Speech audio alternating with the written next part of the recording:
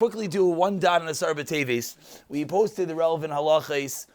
We sent it around as well. Everyone can read it. It's pretty simple. It's basically you fast, and then you daven, and then you go home and you break your fast. Now, one important detail, and I saw that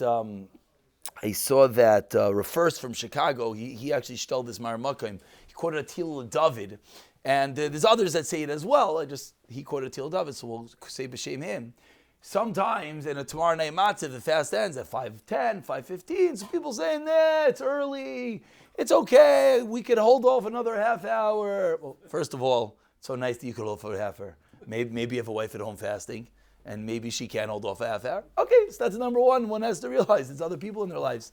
So, part of being an adult is not... Oh, Zok the Tila David, very good, that's what we were saying. Says the Tila David, to fast extra is a pagam in Kavod Shabbos.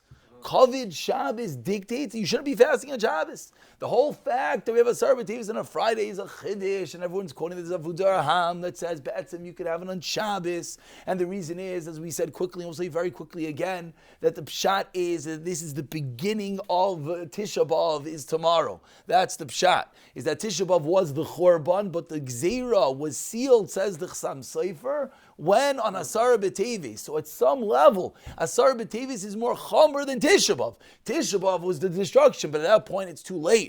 Tomorrow is the time when the Gezerah is going to be had. And we all know, we believe as Jews, that we don't just commemorate events that happened, they re-happen, which means tomorrow we have the incredible ability, if we do what we're supposed to do on the fast day, which is what? Not just fast. Of course, we learn from Yaina that what's the ikra on the fast day? Of course, it's the tshuva, it's the maisim taivim, it's the tefillah. And I think tomorrow we have a unique opportunity. If you're fasting going into Shabbos, you have the unique opportunity to be Mavir al Midaisav in a higher level. We know every Erev Shabbos, all the Sfarim bring down, Mr. Brewer already quotes it, that the Yetzer Hara dances around everyone's houses in Erev Shabbos. Things that don't normally upset us, things that, it's just what happens, and everyone wonders what's going on. It says Mr. Brewer, the Yetzer Hara. The Yetzer Hara is there, and he knows it's time. So tomorrow, we're fasting, and davening is going to be earlier, because like we just said, we want to finish by the time, so you should make Kiddush. So therefore, it's, an extra level to utilize the fast day properly for what? For tefillah number one, Maisim Tovim number two, and a bit of introspection.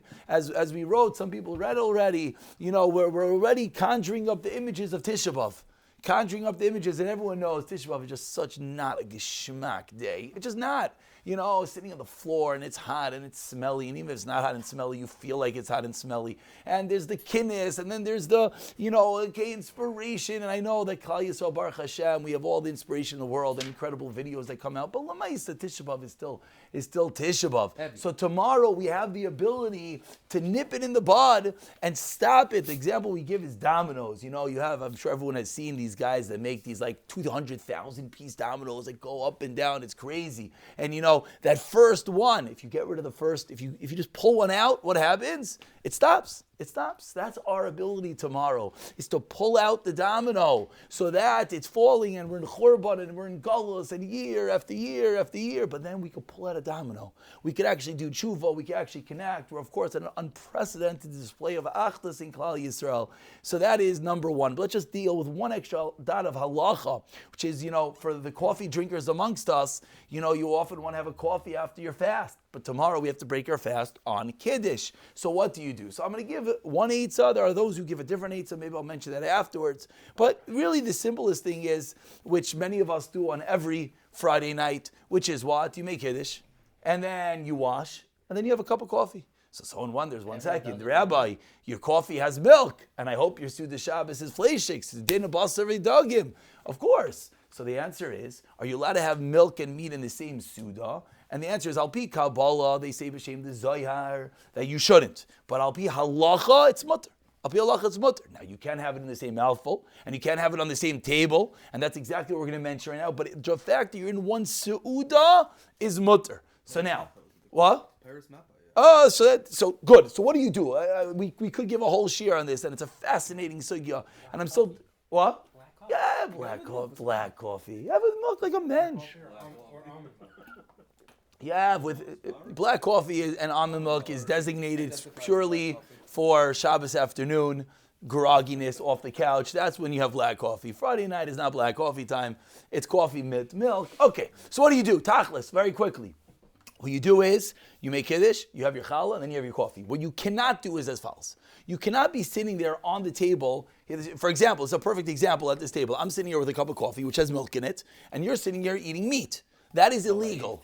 That is, well, before we get to the fish, that is illegal. Why is that illegal? Say in halacha, because you never know, you might go dive into the meat while you're eating it. So what do you need to do? You need either a hecker, which is a reminder, or you have to be in a separate Seudah, which if you notice, my coffee is off the table. That's one way to do it. Another way to do it, let's say you're sitting at your Friday night Seudah, you take your tablecloth, and what you do is, let's hope the camera doesn't fall, there you go, watch your phone please, you take your tablecloth and you wrap it up, and now your coffee is sitting azai, now you're not on the same table, and that's a hacker. It's a reminder. Everyone's like, what do you mean? I'm a from Jew, I'm never going to have a piece of chicken while I'm having meat. You're right. But that's the purpose of the hacker. If it's the fish. Let's get to the fish in 1 second. Let's get to the fish in 1 second. So that's I just want to go. I want to go in order. So that's what you do. Number one is you have to eat it. But the way I wrote it, just to be clear, is you want to be off the table. You have to have a clear separation. Now, after you have your coffee, what do you need to do? You got to wash your mouth out. What do you need to do? Wash your mouth out. This is one of the mekayres for the chayim after the fish. This is one of the reasons. You do not have to wait at all. Al pi soid, al pi Kabbalah, there are people that either don't have it in the same Seudah, or the people wait a half hour. Al pi halacha, you do not have to wait at all. What you have to do is you have to wash out your mouth. Now there's another issue, just to be practical for a moment, depends how long you drink your coffee. Pashta says the Darkei Tshuva, the Munkatcher, you can't even go have challah. If you go dive into the challah, then that's illegal, because that means we're all eating from the same meal. There's meat, and I'm having pareve, and I'm having milk. Then you're violating this. No. I had challah, but if I'm going to be eating, so the way to do it is you have to make sure you have the hacker. If you want to have the challah, you take the piece of challah and you put it separately. Now, what if you're having fish? Now, by fish, so first of all, if you're Sephardi, the conversation doesn't start, because Sephardim don't have fish and milk. Al pi the Beis Yosef, which quotes a Gemara that no one knows what's going on. All the places can yell and scream, but that's right. Everyone says a mistake. But that's what they do. Gewalt, wonderful. Now, us Ashkenazim, we could have milk and bagel and lox, no other Jewish food than that. But now, what about what we're talking here? So then you wouldn't have this issue that we're discussing, and then you have the issue of the challah, like I just said, which is what one might forget. They might say, "Oh, we're having fish, no problem. So my coffee's on my table." And everything's good. But now you run into shtickle shayla, which again, these are all things we could give full shiramar, and we'll learn this in Kaila, which is Gavaldik, is that now, when I'm sitting here with my coffee, now the challah has a stigma to it. It's milchig challah. So now what do you do with the challah? It's really not simple. We could give a share length on this, but just to give practical for Friday night, your coffee is allowed, have it off the table. What if you want to have a mezainis?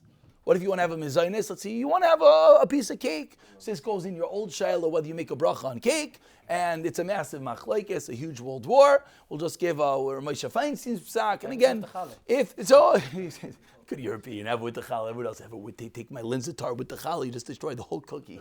Just the first bite. Yeah, even the first bite. You don't fish the Americana shetayvas. They're not first bite. You might as well throw the whole thing in the garbage.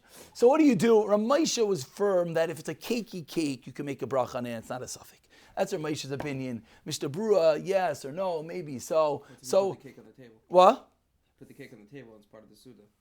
No, even if you put it on the table, it's a different sugya. This has to do with desserts. Do you make a bracha on desserts, etc., etc.? I'll just mention if it's a cakey cake, or Moshe says you could make a bracha, like with chocolate, with filling, like a gishmak, not like a dry sponge cake, marble cake that you're having. Let's try a leikach you're having with your bran, proper matzav. You make a bracha. And that's the halacha.